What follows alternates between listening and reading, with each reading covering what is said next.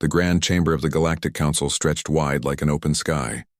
Hundreds of seats curved around the central platform, each one filled with a different species.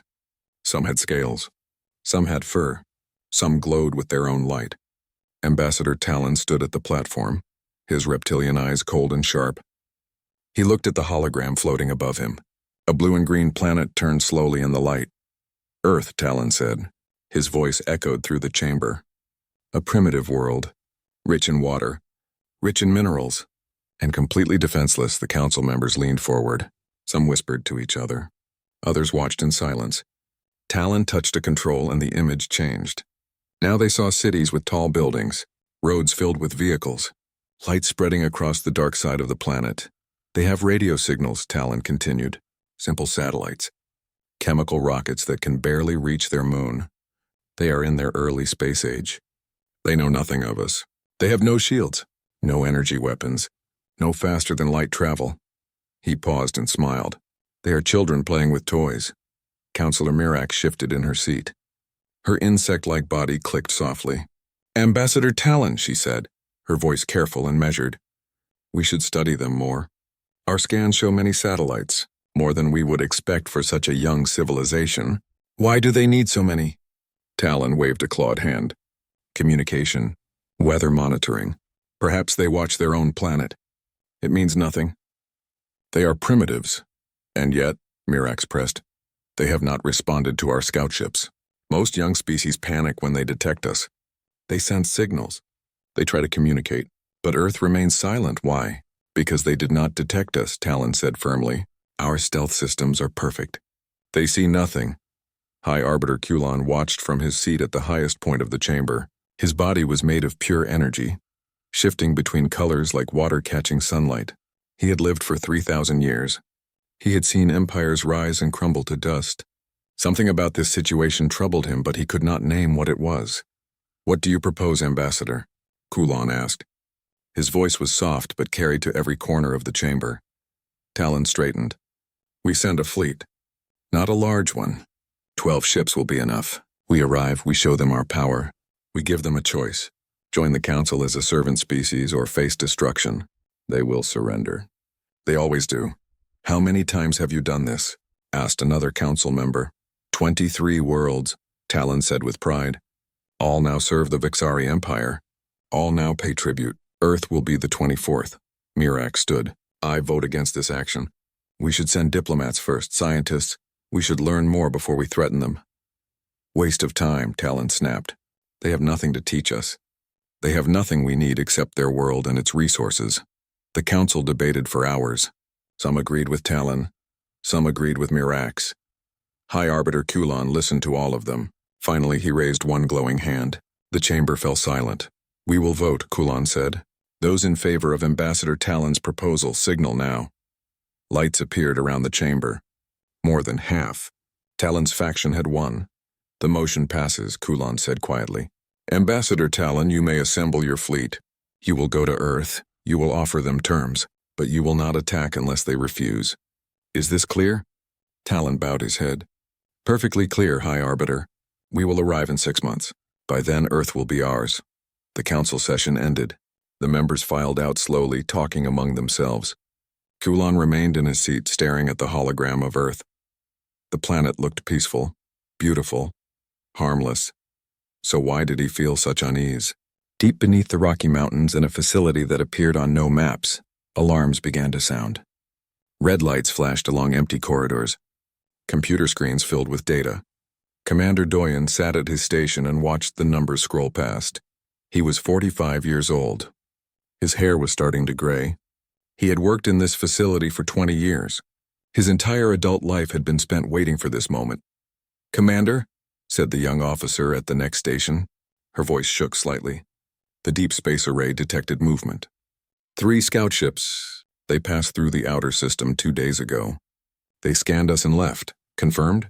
Doyen asked. His voice was calm. Confirmed. The signature matches nothing in our database. They use stealth systems. Very advanced. If we had not been specifically watching for exactly this kind of signal, we would have missed them completely.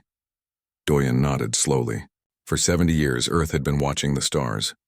For 70 years, they had prepared for the day when someone found them. Scientists had asked the question long ago, where is everyone? Why is the galaxy so quiet? And they had come to a dark conclusion. Maybe the galaxy was not empty. Maybe it was dangerous. Maybe civilizations that made too much noise did not survive long. So Earth had gone quiet. They still launched satellites, still sent out their radio and television signals. But they also built other things. Secret things. Things hidden in deep space and under mountains and in the asteroid belt. Doyen reached for the red phone on his desk. It connected to only one place. He picked it up and waited.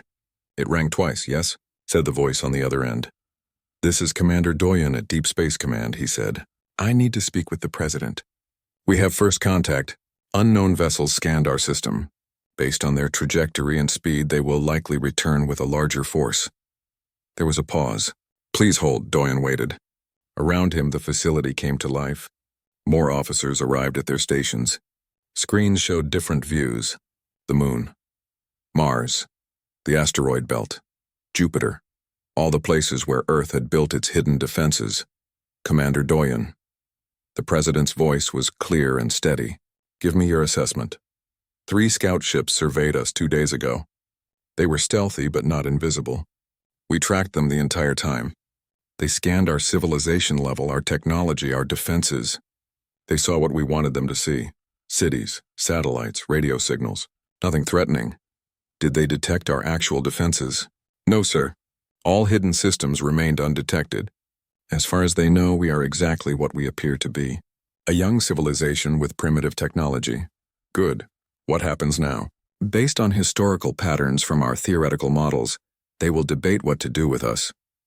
Then they will send a larger force, not big enough to conquer us completely, but big enough to intimidate us. They will demand our surrender. How long do we have? 4 to 6 months, depending on their faster-than-light travel speed. The President was quiet for a moment. Doyen could hear papers rustling. Very well. Initiate protocol, Sentinel. Bring all defense systems to active standby. Wake the fleet. Prepare for contact. But remember, Commander, we do not fire first. We give them every chance to leave in peace. Understood, sir. And, Commander, we have waited a long time for this. Make sure we are ready. We will be, sir. We have always been ready. The line went dead. Doyen placed the phone back on its cradle. He looked at the officers around him. They were young. Most had been born after the decision to go quiet. They had trained their entire lives for a war that might never come. But now it was coming. Initiate protocol, Sentinel, Doyen said calmly. Contact all stations. Moonbase, Mars Outpost, Belt Command. Tell them the wait is over. We have been found. The officers moved quickly. Messages went out across the solar system. Hidden bases received the signal. Weapon systems began their power-up sequences. Ships that had waited in darkness for decades started their engines. Doyen pulled up a star chart on his main screen. Somewhere out there, aliens were preparing to come to Earth. They thought they would find a weak and frightened species. They thought they would find an easy victory. They were wrong. Earth had been quiet for 70 years. Not because they were weak. Not because they were afraid. But because they were smart. They had watched. They had learned. They had prepared. And now, finally, they would show the galaxy why silence could be the most dangerous thing of all. The elevator descended for 5 minutes. Commander Doyen stood with his hands behind his back, watching the numbers count down.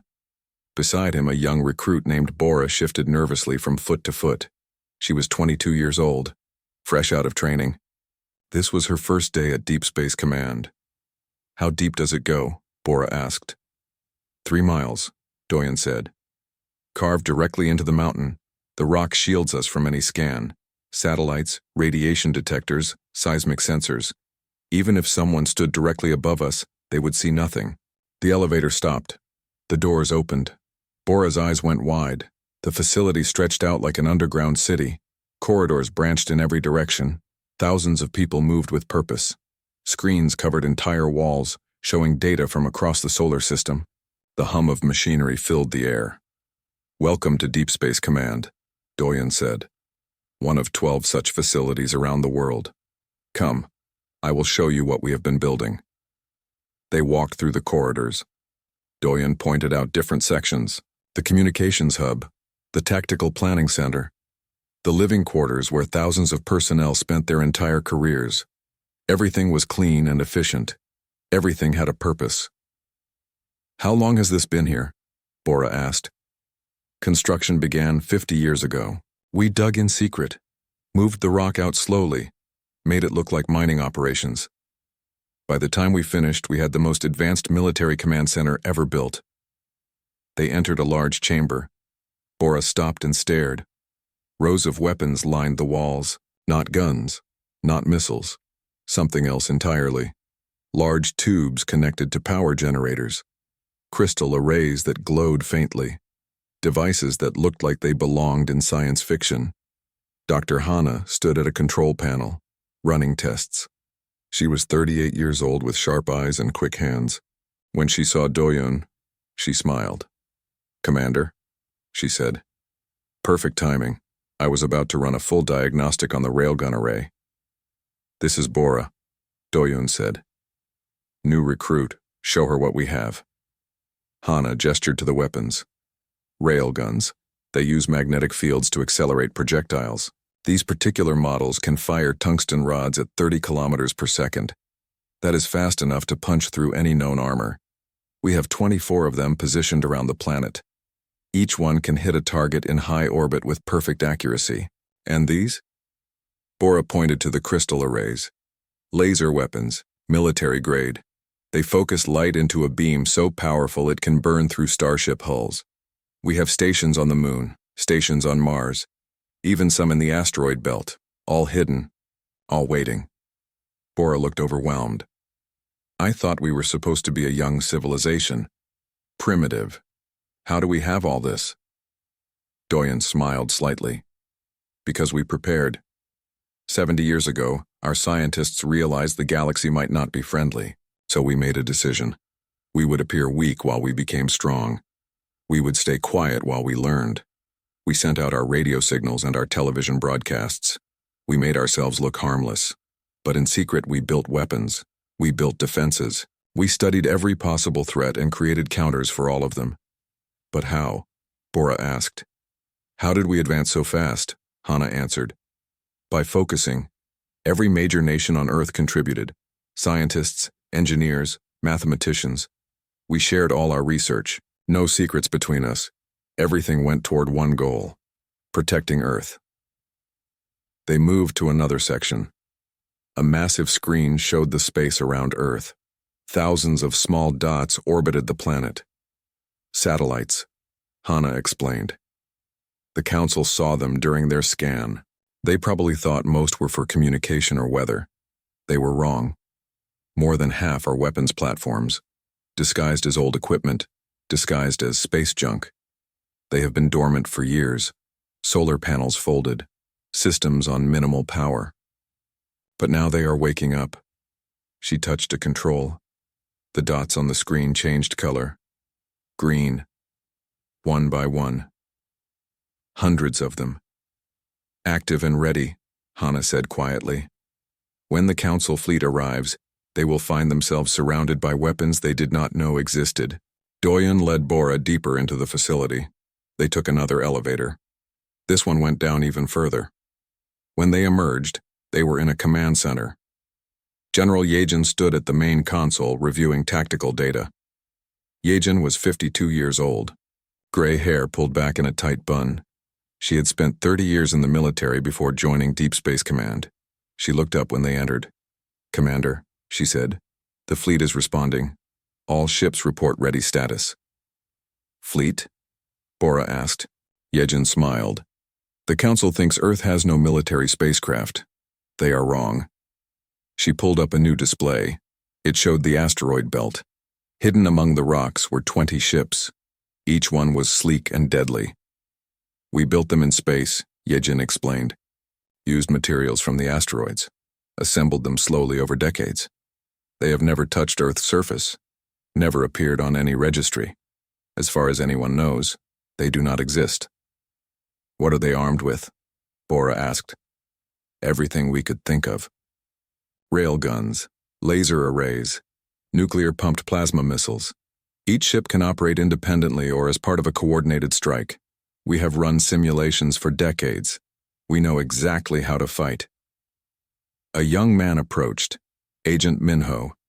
He was 31 years old with tired eyes and quick fingers. He worked in intelligence. His job was to monitor alien communications. "General," Minho said, "we intercepted another transmission from the Council. They are assembling their fleet, 12 warships. They will arrive in approximately 4 months. Size comparison?" Yejin asked. "Each of their ships is 3 times larger than ours.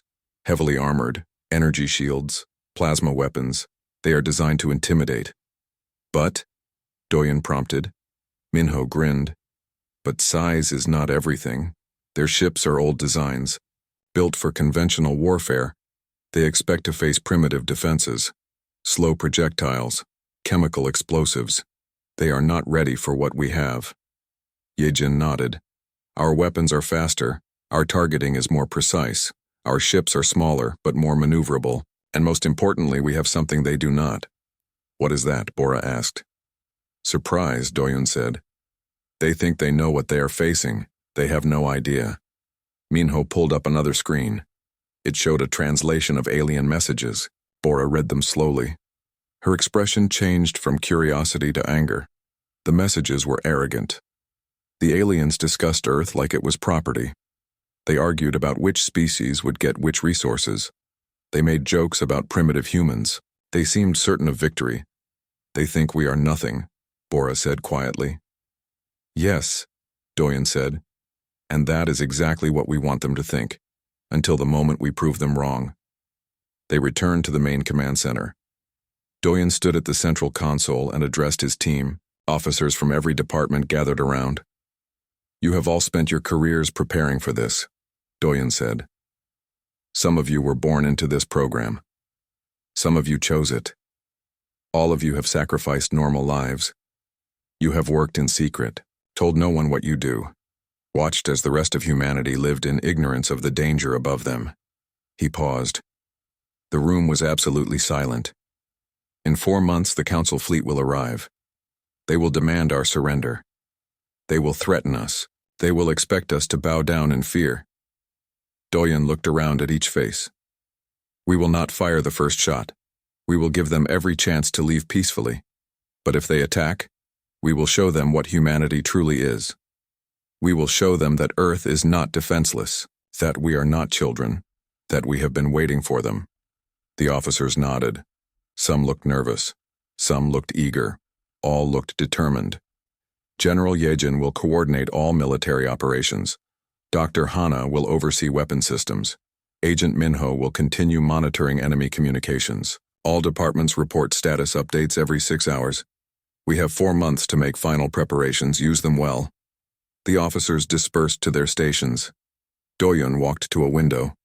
It was artificial, a screen showing a live feed of the surface. Mountains, trees, blue sky. It looked peaceful. Most people up there had no idea what was coming. Dr. Hana joined him. "Do you think they will leave peacefully?" she asked. Doyen shook his head slowly. "No. They have conquered 23 worlds. They are used to winning. They will not believe we can stop them until we prove it. Then we will prove it," Hana said quietly. Doyen nodded. Above them, beyond miles of rock and steel, the sun was setting. In the darkness of space, Earth's hidden weapons waited. In the asteroid belt, the fleet powered up their systems. On the Moon and Mars, personnel checked their equipment one more time. Earth was ready. The trap was set. Now they just had to wait for the Council to walk into it. 4 months passed like a held breath. The Council fleet emerged from faster-than-light travel at the edge of Earth's solar system. 12 massive warships, each one was 3 kilometers long. Their hulls were dark metal covered in weapons. Energy shields shimmered around them like heat waves. Fleet Commander Talon stood on the bridge of his flagship. He looked at the blue planet on his screen. So small, so vulnerable. He had done this 23 times before. It always ended the same way. "Open a channel," Talon ordered. "All frequencies." "Make sure they hear us," the communication officer nodded. A light flashed. The channel was open. "Humans of Earth," Talon said. His voice carried across space. "I am Fleet Commander Talon of the Galactic Council. We have observed your world. We know your capabilities. You are a primitive species with no hope of resisting us. We offer you a choice. Surrender now. Join the Council as a servant species. Or refuse, and we will destroy your cities one by one until you beg for mercy. You have one day to decide. He closed the channel and smiled. They always needed time to panic, time to realize how helpless they were. By tomorrow, they would be sending desperate pleas for mercy. But the response came in less than an hour. A single message. Audio only. The voice was calm and steady. Fleet Commander Talon. This is Commander Doyun of Earth Defense Command. We received your message. Here is our response. Leave our solar system immediately. You have entered our space without permission. You have threatened our world. We will defend ourselves if necessary. This is your only warning. Leave now. Talon stared at his screen. For a moment he could not speak. Then he laughed. Did they just threaten us? They actually threatened us? His officers joined in the laughter. The humans were insane. They had to be. No more warnings, Talon said.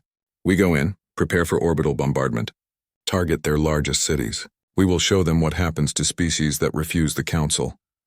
The fleet moved forward, engines burning bright.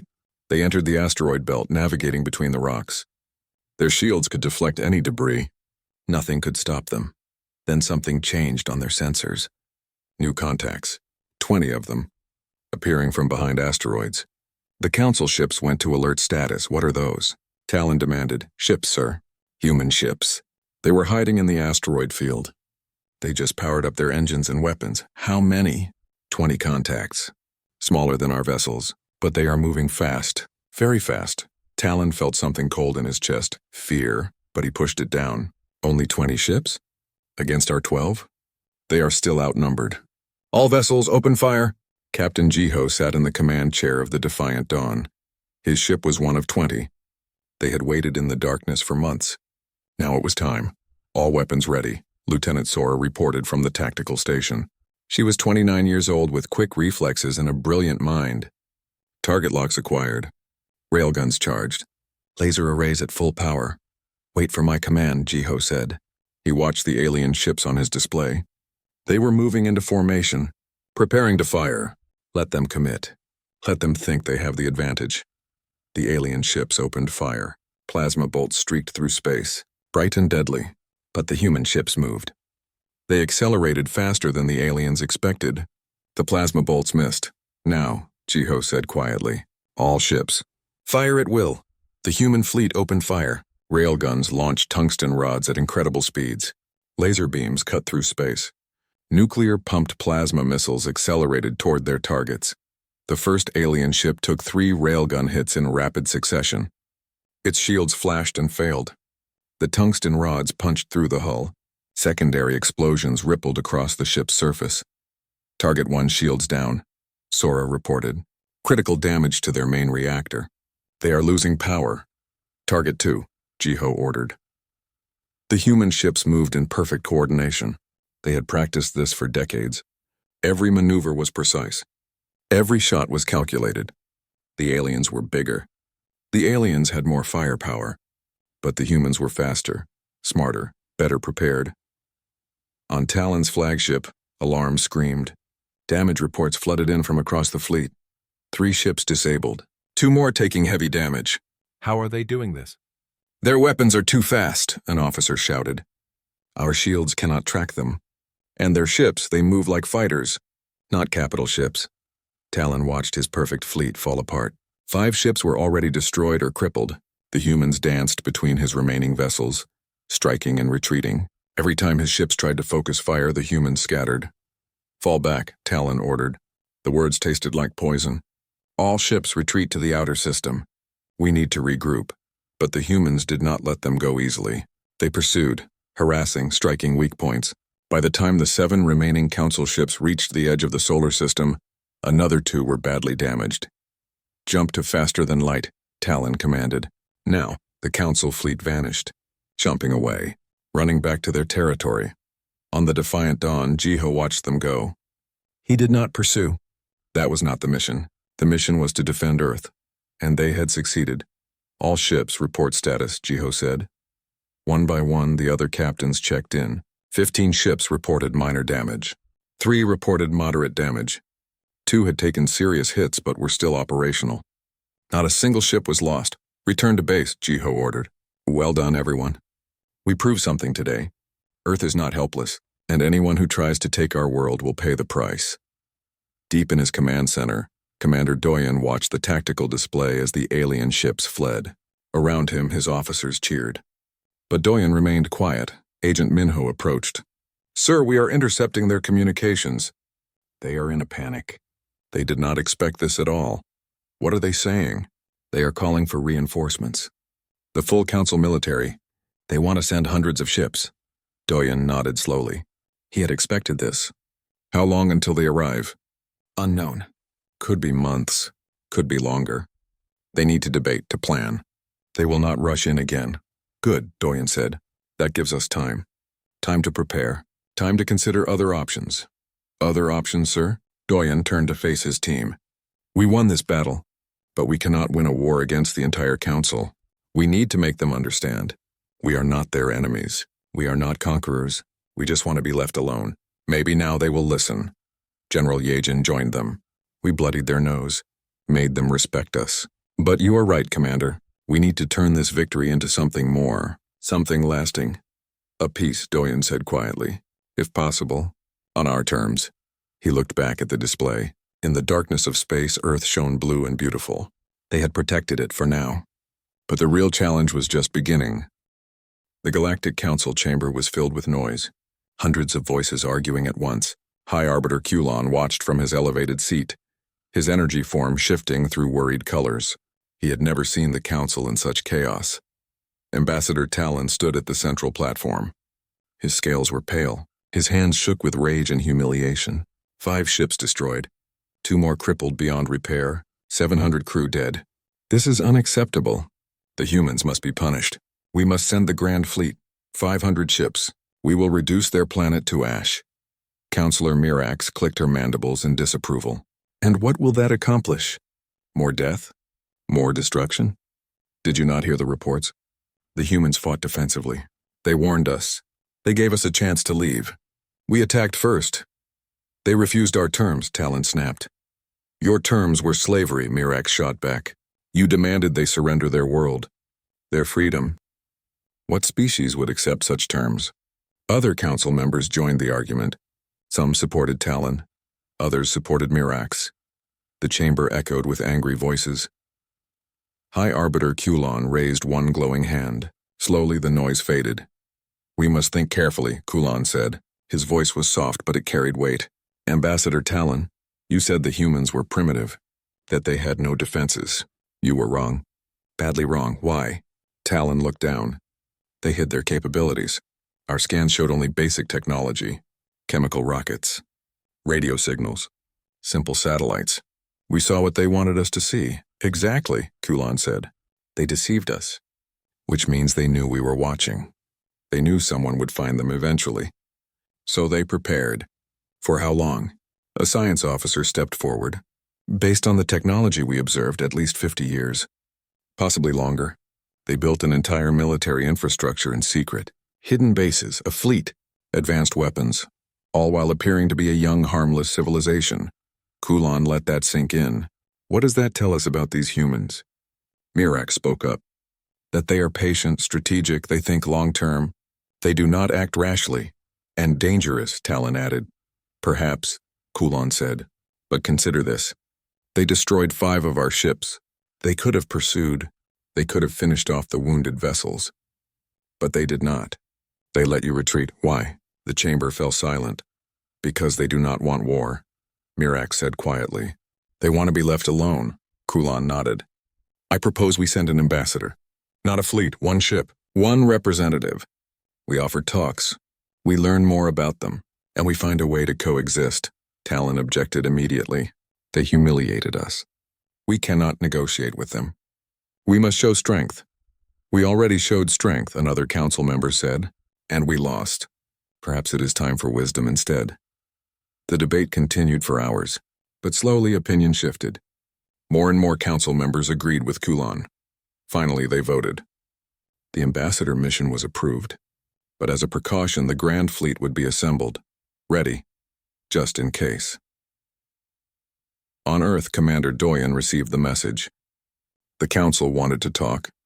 They were sending a representative to the neutral station Theta Prime. Earth was invited to send their own ambassador. Doyen sat in a conference room with General Yejin, Dr. Hana, and Agent Minho. They reviewed the message together. Could be a trap, Yejin said. They might try to capture our ambassador. Possible, Minho agreed. But I have been monitoring their communications. The debate in the Council was real. Many of them are genuinely afraid of us now. They want to understand what we are capable of. That gives us leverage, Hana said. We can negotiate from a position of strength. Who do we send? Doyen asked. They discussed several candidates. Finally, they agreed on Ambassador Jiwan. She was 47 years old.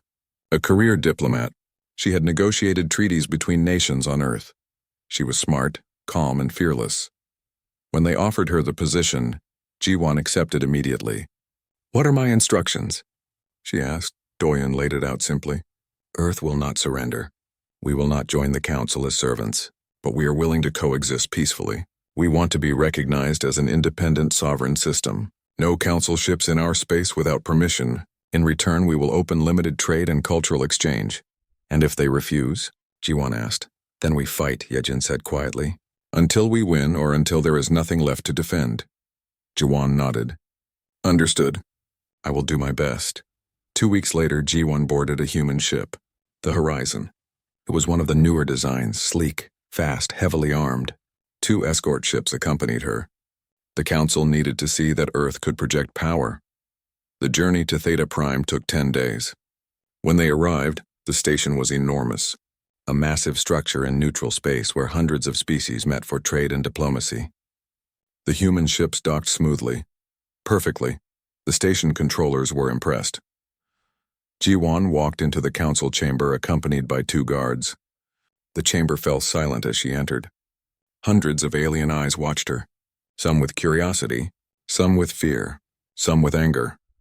She walked to the central platform without hesitation. High Arbiter Kulon greeted her. Welcome, Ambassador Jiwan of Earth, Kulon said. You honor us with your presence. Thank you, High Arbiter, Jiwan replied. Her voice was clear and confident. I come seeking peace. But I also come with a clear message. Earth will defend itself always. Talon stepped forward. Your people destroyed our ships, killed our crew. Do you expect us to simply forget that? Jiwan turned to face him. Your fleet entered our system uninvited. You demanded our surrender. You threatened to destroy our cities. We defended ourselves. Nothing more. We gave you a warning. You ignored it. The consequences were your own choice. The chamber erupted in voices. Some agreed. Some argued. Jiwan waited for quiet. Earth did not seek this conflict, she continued. We were content to develop in peace, to remain hidden. But you found us. You made demands. You forced our hand. Now you know the truth. We are not primitive. We are not helpless. And we will never surrender our freedom. What do you want? Counselor Mirax asked. Recognition, Jiwan said. Earth as an independent sovereign system. No Council presence in our space without permission. In return, we offer trade, cultural exchange, scientific cooperation. We can be partners, not enemies. And if we refuse? Talon challenged. If we send the Grand Fleet? Jiwan smiled coldly. Then you will lose more ships, more crew, and you will learn that Earth has more secrets than you can imagine. She transmitted data to the Council's displays. These are scans of our solar system. Not the ones you took, real ones, showing what we wanted hidden. The Council members stared at the data, hidden bases on Mars, mining operations in the outer planets, weapon platforms around Jupiter, strange energy signatures near Neptune, things they could not identify. You see our fleet in the asteroid belt, Jiwan said, but that is only part of our defense. We have been preparing for 70 years. Everything you see here is what we chose to reveal. What else do we have? What other weapons? What other capabilities? You do not know. And if you are wise, you will never find out. The chamber was silent. Every Council member understood the implication. Earth was showing strength, but also holding back. The unknown was more frightening than the known. High Arbiter Kulon floated forward. His energy form pulsed with colors that Jiwan could not read. You speak boldly, Ambassador, but I sense truth in your words. You do not want war. No one should want war, Jiwan replied. But we will fight if we must.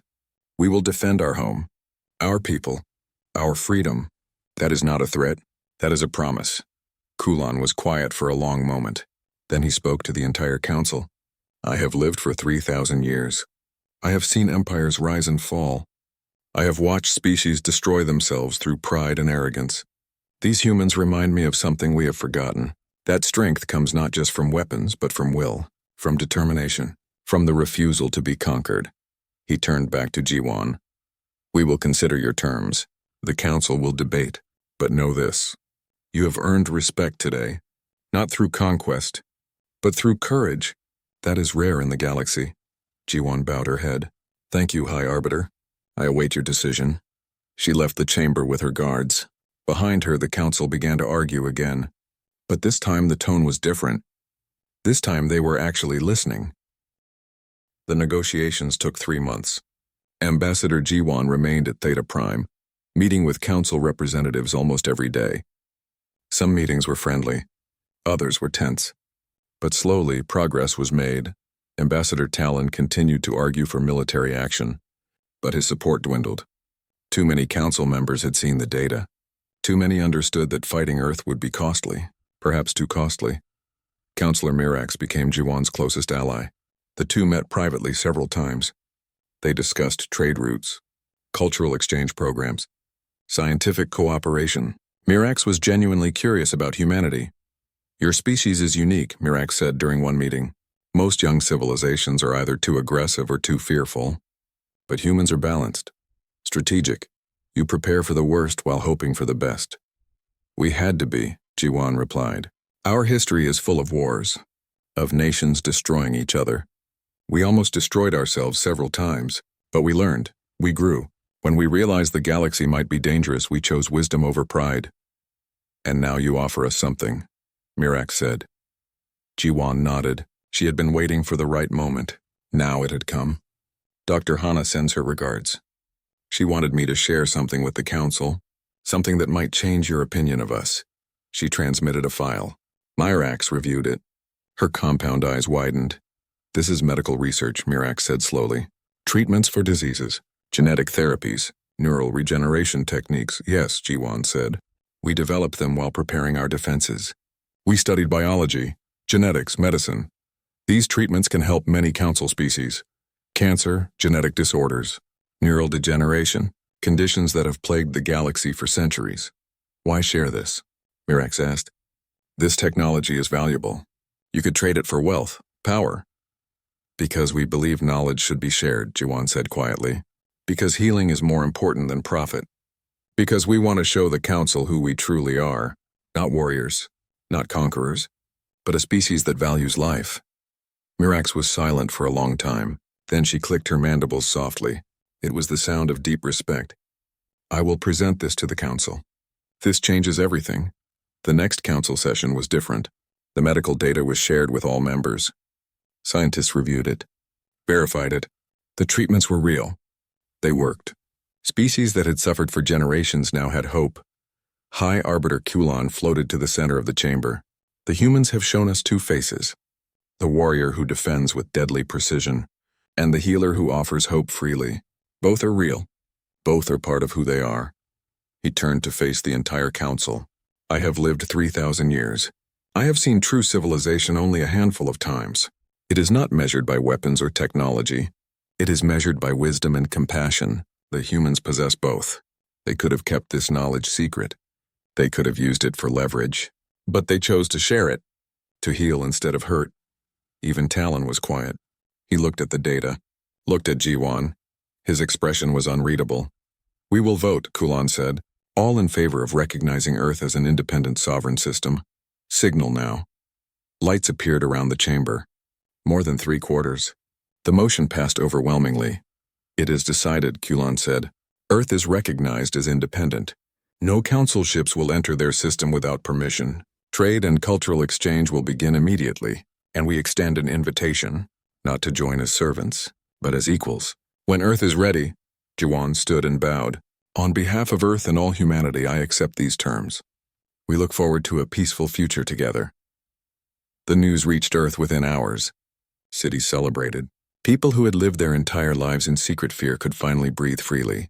The stars were no longer a threat. They were an opportunity. In Deep Space Command, Commander Doyen watched the celebrations on the screens. General Yejin stood beside him. "We did it," Yejin said quietly. "We protected Earth." "For now," Doyen replied. He looked at the defensive systems. "The weapons. The fleet. But we cannot let our guard down. Peace is good, but preparedness is what made peace possible. The defenses will remain," Yejin agreed. "Always. But perhaps now they can serve a different purpose. Exploration. Protection of trade routes. Scientific research." Doyen smiled slightly. "From weapons of war to tools of peace. That would be fitting." Dr. Hana entered the command center. She looked tired but happy. The first Council Science team arrived at the lunar facility. They want to collaborate on the medical research, share their own knowledge. This could revolutionize medicine for dozens of species. "Good," Doyen said. "That is what we hoped for. Understanding, cooperation, a future where we help each other instead of fighting." Agent Minho joined them. He was grinning. "You will not believe this.